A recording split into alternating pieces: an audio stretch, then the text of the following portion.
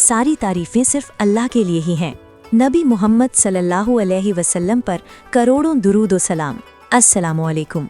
दोस्तों, किसी पुराने वक्त की बात है। एक छोटे से शहर में मंसूर और सलीम बचपन के दोस्त थे। उन्होंने साथ व्यापार किया, बढ़ाया और बहुत बड़े व्यापारी बन गए। दोनों एक दूसरे के भाई जैसे ही थे। साफ दिल और प्यार मोहब्बत दोनों के बीच हमेशा से थी। उन्होंने अपनी जवानी मेहनत और व्यापार में गुजारी। बाजार में उनकी अच्छी साख बन गई। वक्त के साथ मंसूर ने एक व्यापारी की बेटी से शादी की और शहर में ही रहने लगा। सलीम ने व्यापार के सिलसिले में पास ही एक जगह घर खरीदा और वहीं शादी कर ली। दोनों दोस्त के बीच एक बड़ी नदी का फासला था। मंसूर की बीवी जब घर आई तो वो उसके साथ सख्ती से पेश आता था, लेकिन बीवी की बात मान लेता और उसकी इज्जत रखता था। उसकी बीवी भी प्यार और इज्जत से पेश आती थी। लेकिन सलीम ने अपनी बीवी पर ही सब कुछ छोड़ दिया। वो हर छोटी बड़ी बात में उसकी राय लेता। ऐसे में वो व्यापार में भी दखल देने लगी। सलीम हमेशा उसकी बात में हाँ मिलाता, जिससे झगड़ा ना हो। लेकिन इससे बीवी को लगा कि वो उससे डरता है, तो वो और ज्यादा उस पर हावी रहने लगी। शादी के कुछ साल बाद मंसूर को एक बेटा हुआ, महमूद। सलीम को एक बेटी हुई, मैमूना। दोनों परिवार एक दूसरे से मिलते जुलते रहते थे। बच्चे उनकी आंखों के सामने बड़े हो रहे थे। मंसूर ने तय किया था कि वो अपने बेटे का रिश्ता सलीम की बेटी से करेगा, ताकि दोस्ती और मजबूत हो। लेकिन तकदीर को कुछ और मंजूर था। मंसूर एक नई माल की खेप लाते वक्त जहाज में डूब गया। सलीम को उसकी मौत का बहुत गहरा सदमा लगा। वो महीनों तक उदास रहा।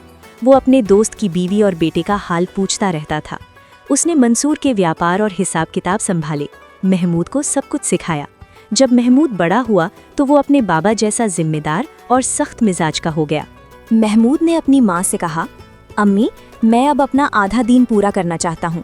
मैं शादी करना चाहता हूँ। आप ही मेरे लिए दुल्हन चुनें। माँ ने कहा, बेटा, मैं तुम्हें बताना चाहती हूँ कि तुम्हारे अब्बा, अल्लाह उन्हें रहमत दे, तुम्हारी सलीम चचा से वादा किया था कि तुम्हारी शादी उनकी बेटी से होगी। तुम्हारे अब्बा उन्हें बहुत चाहते थे। महमूद ने तय किया कि वो सलीम चचा से रिश्ता मांगने जाएगा। वो सुबह जल्दी अपने दोस्तों के साथ दूसरी शहर गया, नदी पार की और सलीम की दुकान पर पहुंचा। अस्सलाम अलैकुम चचा सलीम। वालेकुम अस्सलाम। महमूद बेटा, अंदर आओ।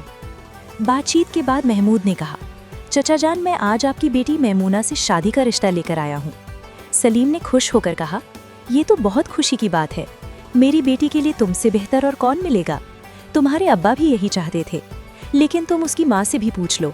अगर वो हाँ कहे तो ठीक, वरना मैं कुछ नहीं कर सकूंगा। महमूद समझ गया कि शायद बेटी भी अपनी माँ जैसी सख्त मिजाज की होगी। फिर भी उसने कहा, मैं तैयार हूँ। वो सलीम की बीवी के पास गया और उससे भी रिश्ता मांगा। चची ने हाँ कर दी। शादी तय हो गई।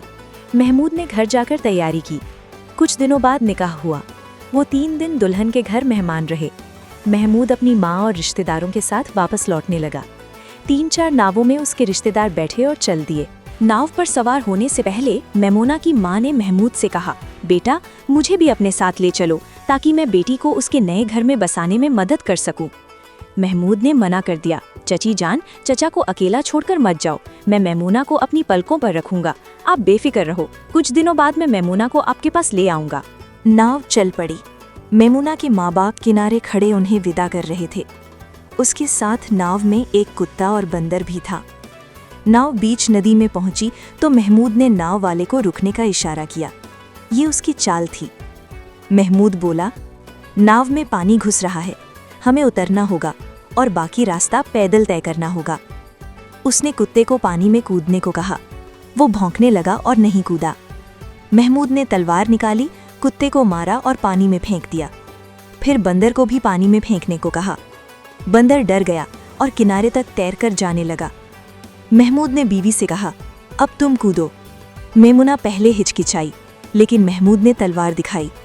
वो डर गई और पानी में कूद गई। कुछ देर तैरने के बाद वो थक गई और डूबने लगी। महमूद ने उसे पकड़ा और किनारे तक ले आया।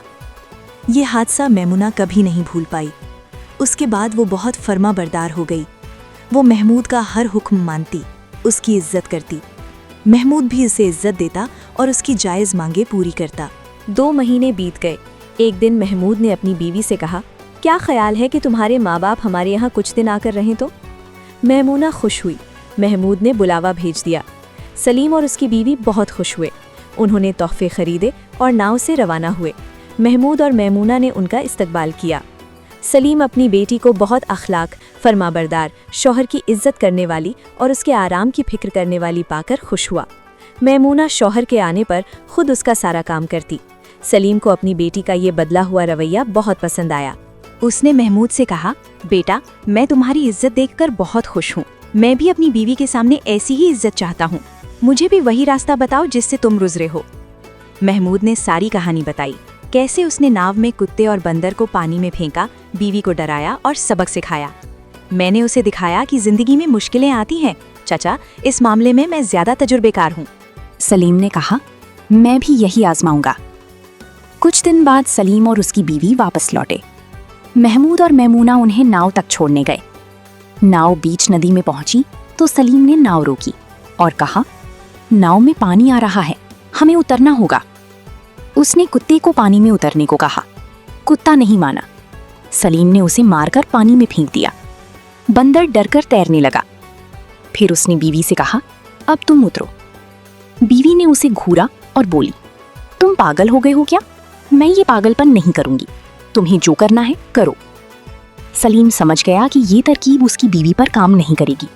सलीम ने उसे 2 थप्पड़ जड़ दिए और कहा, मरना है तो मरो, मुझे औरतों की कमी नहीं पड़ेगी।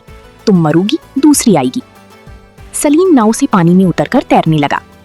बीवी ने जब देखा नाव डूब रही है, उसके पास कोई रास्ता नहीं बचा। वो नाव से कूदी और तैरने लगी, लेकिन जल्दी थक गई और जोर जोर से सलीम को आवाज देने लगी। सलीम ने देखा वो डूब रही है तो उसे बचाकर किनारे लाया।